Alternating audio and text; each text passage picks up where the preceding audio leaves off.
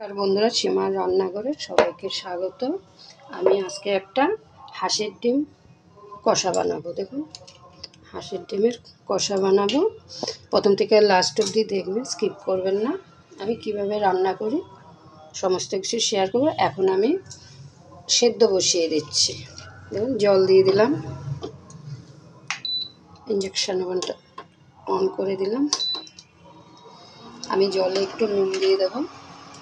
আর হাঁসের ডিমে কিন্তু বেশি ময়লা থাকে, একটু ময়লা আছে, এগুলো আমি ধুয়ে সেদ্ধ বসিয়ে দেবো।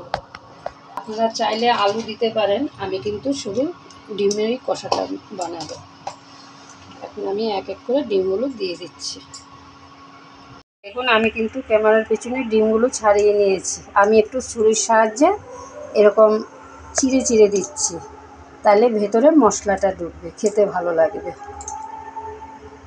আমি প্রত্যেকটা ডিম এদিকে চিড়ে নিচ্ছি। দেখুন, এদিকে আমি কড়াটা বসিয়ে দিয়েছি, আর রান্নাটা কিন্তু সর্ষের তেলে হবে।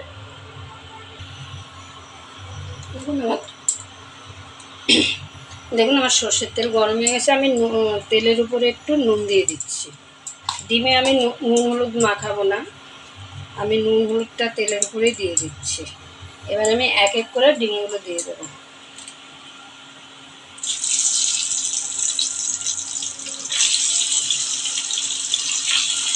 একদম কম সময়ে রান্না, আর ঘরে থাকা উপকরণ দিয়ে রান্নাটা হয়ে যায়। হাঁসের ডিম কে কে খেতে ভালোবাসেন কমেন্ট করবেন। একটা ডিম কিন্তু খুলে গেছে একটু, মানে নতুন ডিমগুলো। খুব কড়া করে ভাজবো না, মিডিয়াম করে ডিমগুলো আমি ভেজে নামিয়ে নিচ্ছি। দেখুন আমার ডিমগুলো ভাজা হয়ে গেছে, বলেছি খুব বেশি ভাজবো না।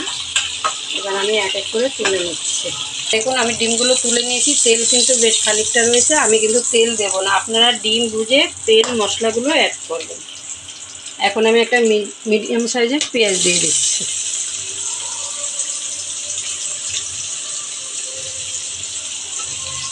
তেজপাতা দিয়ে দিলাম। এখন আমি পেঁয়াজগুলো একটু ব্রাউন করে ভাজবো। দেখুন আমার কিন্তু পেঁয়াজগুলো ব্রাউন হয়ে গেছে। এখন আমি পেঁয়াজ আর রসুন পেস্টটা দিয়ে দেবো। আমি পেঁয়াজের সাথে রসুনটা দিয়ে দিয়েছি। মোটামুটি দুটো মিডিয়াম সাইজের পেঁয়াজ আর 8-9 কোয়া রসুন। আমার ডিম যতটুক সেই পরিমাণ মশলাগুলোই আমি অ্যাড করেছি।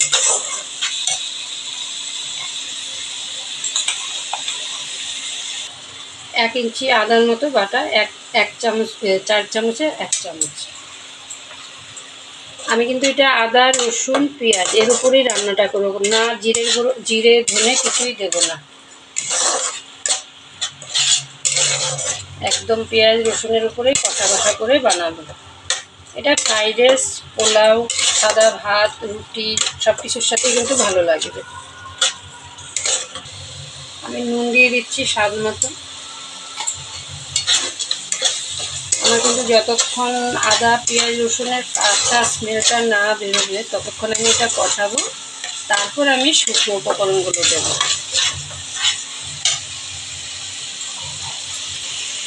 4 চামচে 1 চামচ হলুদের গুঁড়ো। ঝাল আমরা কম খাই। 1 চামচ লঙ্কার গুঁড়ো, আপনারা ঝালটা কম বেশি বুঝে দেবেন।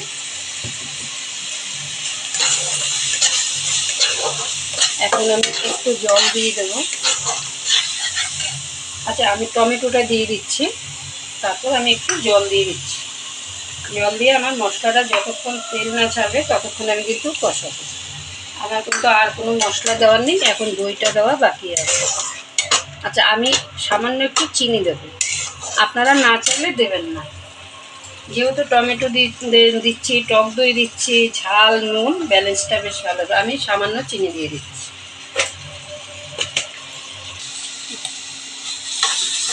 দেখুন আমার মশলাটা আরেকটু করবে। এদিকে দেখুন আমি দইটা ফেটিয়ে নিচ্ছি। এই 4 চামচে 2 চামচ দই।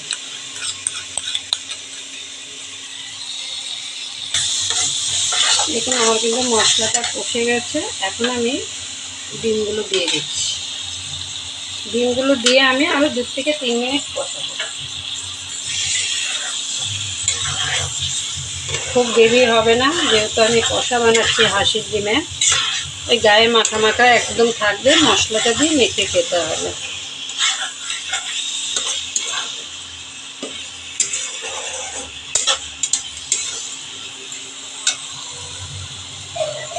দেখুন ডিমের সাথে কিন্তু একদম মশলাটা কষে গেছে। এখন আমি দই যে বাটিটা নিতে 1 বাটি জল দিয়ে দিচ্ছি।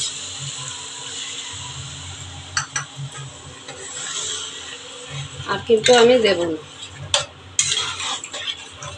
এখন আমি 2 থেকে 3 মিনিট ঢেকে দেব।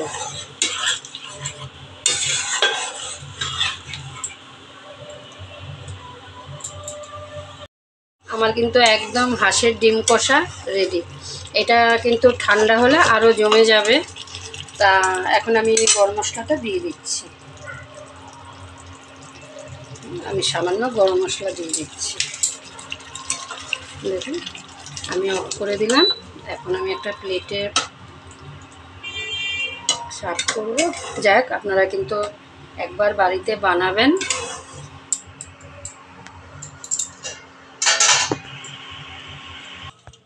দেখুন আপনারা চাইলে একটু ধনেপাতা কুচি দিতে পারেন। আমি কিন্তু গরম মশলা দিয়েছি, তাই আমি আর দিলাম না। শীতকাল বলে বলেছি, যে চাইলে ইচ্ছে করলে ধনেপাতাও দিতে পারেন। যাই হোক, যদি ভালো লাগে একটা লাইক কমেন্ট করবেন। আর আমার পেজ থেকে যারা ফলো করছেন তারা লাইক করবেন, আপনাদের মতামত জানাবেন। এখানেই আমি শেষ করছি। ভালো থাকবেন, সুস্থ থাকবেন। আবার নতুন ভিডিও নিয়ে দেখা হচ্ছে।